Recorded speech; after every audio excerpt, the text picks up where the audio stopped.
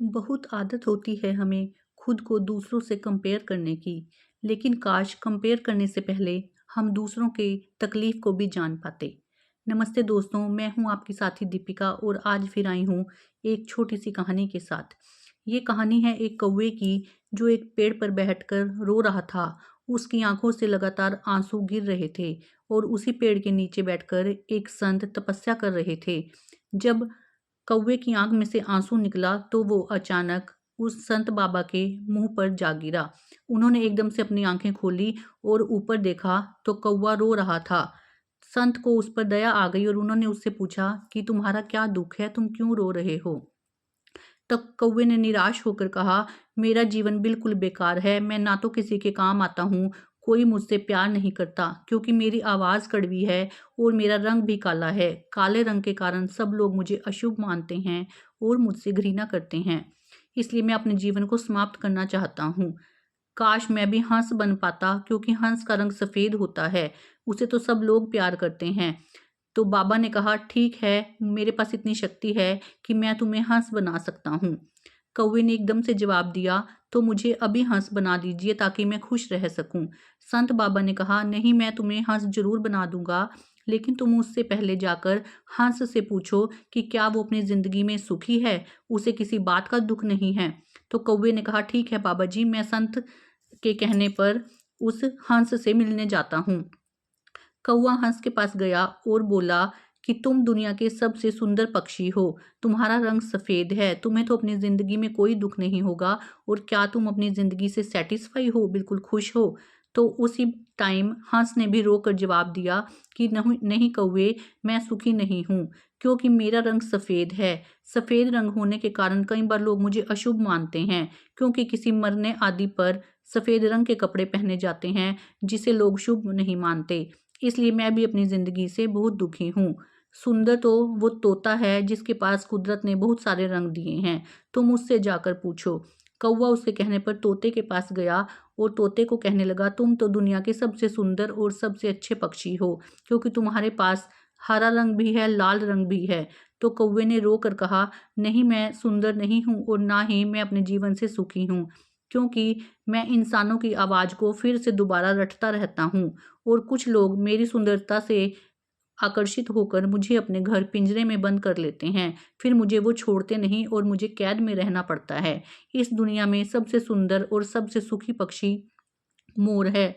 उसके पास तो बहुत सुंदर सुंदर पंख हैं और उसके पास रंग रंगीला बदन है। सबसे सुंदर वही है। तो तुम मोर के पास जाकर पूछो, वो अपनी जिंदगी से जरूर खुश होगा।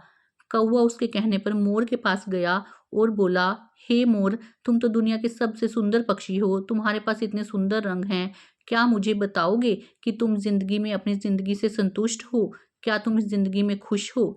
लेकिन उसी टाइम मोर भी रोने लगा और मोर ने कहा कि नहीं, मैं जिंदगी में खुश नहीं हूँ क्योंकि जो मेरे इतने सुंदर सुंदर पंख हैं और मेरी सुंदरता मेरे शरीर में छिपी हुई है, इसी सुंदरता के कारण लोग मुझ पर मंत्रमुग्ध हो जाते हैं और मेरा शिकार करते हैं।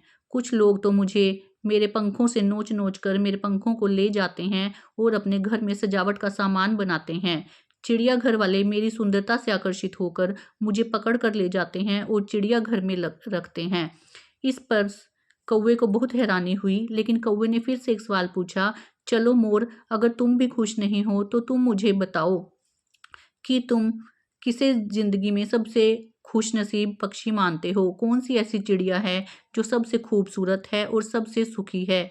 तो मोर ने एकदम से जवाब दिया कि मुझे लगता है इस दुनिया में सबसे सुखी तुम हो, क्योंकि जैसी तुम्हारी बोली है और जैसा तुम्हारा रंग है, इसके कारण लोग तुमसे संपर्क में नहीं आना चाहते। ना तो वो तुम्हें मारकर तुम्हारा शिकार करते हैं, ना वो तुम्हें खाते हैं, ना चिड़ियाघर में ले जाया जाता है और ना सुंदर पंख होने के कारण तुम्हारे शरीर को नोचा जाता है। बल्कि तुम तो आज़ाद हो, अपनी मर्जी से जहाँ भी बैठ सकते हो, कोई भी तुम्हें पिंजरे में कैद करना नहीं चाहता। और तुम ही बताओ, आज़ादी से बड़ा सुख क्या है जो मुझे कभी नहीं मिलती। इसलिए मुझे लगता है कि सबसे भाग्यशाली और सबसे सुखी कौवे तुम ही हो। अब कौवों की आंख में से आंसू फिर से बहने लगे और वो संत बाबा के पास गया और उसने सारी बातें बताई कि मैं 3 पक्षियों के पास जा चुका हूँ और तीनों ने कहा है कि मैं सुखी नहीं हूँ, बल्कि उन्होंने तो मुझे सुखी बताया।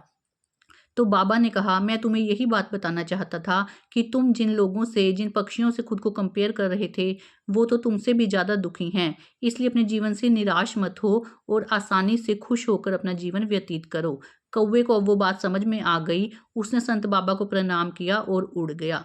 दोस्तों, ये कहानी सिर्फ उस कौवे की नहीं है, ये कहानी है हमारी और आपकी। अक्सर हम लोग दूसरों से खुद को कंपेयर करते हैं कि हमारी लाइफ बहुत बुरी है, हमें परमात्मा ने ये नहीं दिया, वो नहीं दिया। लेकिन ये कभी नहीं सोचते कि जो दिया है परमात्मा ने, वो भी तो हमें मिला है, उससे हम वंचित तो नहीं हैं। पर बहुत से लोग तो ऐसे हैं जिनके पास ये सुख सुविधाएं भी नहीं हैं जो हमारे पास हैं। खुद को कंपेयर कभी भी किसी से मत कीजिए, क्योंकि हर एक की ज़िंदगी का लेसन, चैप्टर अलग-अलग है। सबने अपने जीवन को अपनी तरह से जीना है। हमें किसी का भी नहीं पता होता कि कौन दिल से कितना टूटा हुआ है या कितने घावों को सहन कर रहा है। बस हम बाहर से उसकी हँसी और मुस्कुराहट को देखकर ये जज कर लेते हैं कि ये इंसान सुखी है, जबकि मैं नहीं हूँ। इसलिए दोस्तों, आप जैसे हैं, जहाँ हैं, संतुष्ट रहिए। कभी किसी से ईर्ष्या, जलन या तुलना ना कीजिए, क्योंकि तुलना करने से कुछ भी नहीं मिलता। खराब होती है तो सिर्फ हमारी मेंटल और फिजिकल हेल्थ। हम जहाँ होते हैं वहीं रह जाते हैं, लेकिन हमारा शरीर ईर्ष्या करने से, कंपेयर करने से खराब हो जाता है। इसलिए जो आपके पास है उसे अपना मानकर, गॉड की ब्लेसिंग्स मानकर उनका स्वागत कीजिए और परमात्मा का शुक्राना कीजिए। साथियों, आज के लिए इतना ही। मिलूंगी फिर आपसे एक नई कहानी के साथ। तब तक के लिए आप सबको मेरी नमस्कार।